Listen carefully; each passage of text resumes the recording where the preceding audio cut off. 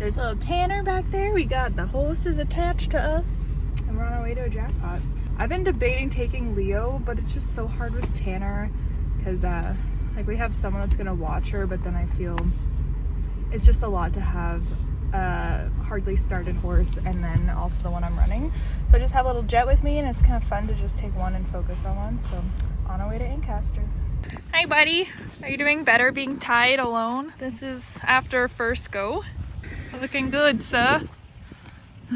So this bit that I decided to use on him literally a couple days ago, he's just really strong, and I wanted to work on rating, which I'm not the biggest person to like get beside the barrel and stop, but with this horse in this case, I figure it might be something I need to work on, just like when I build that wall with my hands and sit my body, that he like really is getting behind it and like gathering himself more than anything. It's like he's just like gather up. So I have this bit from a dear friend of mine, Ray Foster. He was like a reining trainer and a pleasure horse trainer, so he gave it to me, and I'm like, I don't know when I'm gonna use it, but I like the look of it.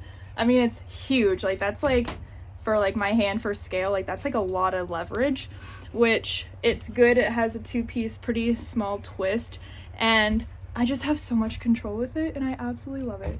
And with Jet for him, it's just really good because he can't pull, he can't get bracy, he's really getting behind it. And I won't use it forever, but that's what I have been using. And then for tie down, I have this, which has been sitting around forever. It has like a double link chain nose, and I thought it was an interesting case right now with Jet to use it. Like, I think it was a gift that was given to my mom, and she never used it, and it's literally just been sitting there, but it's like a good quality. It's made by Rainsman, and I just thought sitting there, it still had the tag on it, and I was like, maybe for Jet that'll be nice instead of like, do I have one here?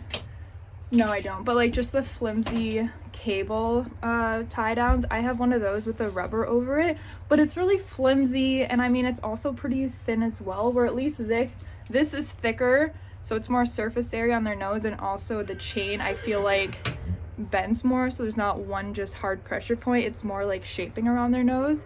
So I was like, we're gonna try that as well, because this is all like mission get Jet to like collect and gather and kind of stay behind a imaginary but also physical wall that we're putting in front of him, because he just really needs to learn to like back off. And again, don't know if I'll use it forever, but for right now it's just really good to keep him there, especially when I'm going faster, because that's when he gets a little out of control. So yeah, that's the equipment that we're trying right now. And I'm using the reins that were on this bit when Ray gave it to me, so they're probably like 50 years old, and they're really quite weathered. And I'm like, I can't even believe I'm actually using these reins.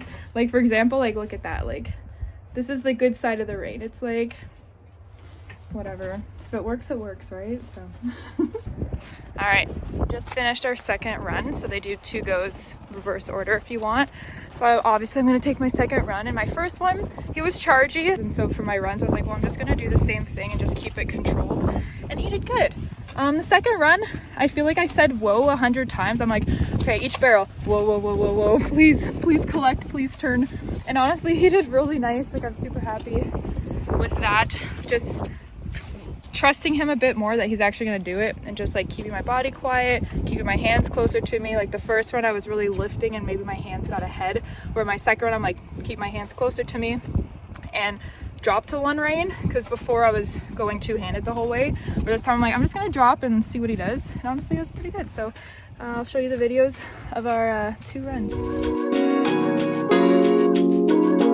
All right, our first run, I was really focused on picking that shoulder, trying to keep that hip inward. Maybe got a little handsy, but I was really trying to get that shoulder up, that hip in, and just moving ahead, reaching with that front end. And I think he's starting to get the gist of it, but we still have a little ways to go. The third was our issue last time, so I really tried to make sure I got it. Maybe a little handsy, but for the next run, I was going to trust him a little bit more, see what he could do by dropping to one hand. My first, I felt like I approached it a little bit quieter and still bobbing around, but that's okay. The second, again, just dropping to one hand, just seeing what he will do and preparing him, but then letting him work. And honestly, he's really starting to get it. I think we're reaching, we're setting, and life is good. Also, how cute. I had to take my little babes for a stroll after my run, and she just loved the noise of the tractors. It totally put her to sleep, and we all had a good day at the jackpot.